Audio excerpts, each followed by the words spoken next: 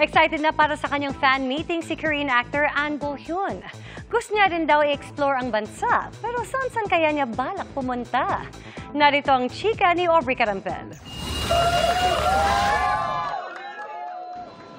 Anyong An Bo-hyun. Nasa bansa ang South Korean actor para sa kanyang Hello Asia Tour fan meeting na gaganapin bukas sa New Frontier Theater.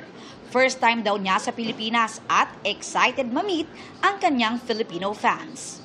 잘 진행되고 있었다고 말해야 될까요? I actually had a lot of Filipino fans supporting from me through the comments and through different cheering messages, and I'm really happy to see them in person this time.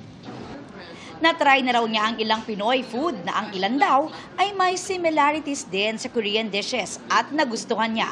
Pero excited din siyang i-explore ang bansa dahil sa kwento rin ng kanyang mga kaibigan. Many of my friends have visited here in the Philippines and they actually love this country so much.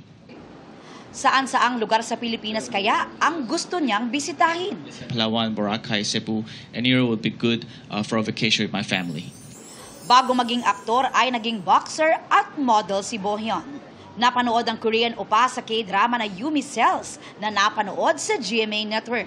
Napanood din siya sa Descendants of the Sun bilang bahagi ng Alpha Team na si Piccolo at sa mga drama series na Her Private Life at Secret Hotel. Aubrey Carampel, updated sa Showbiz Happenings.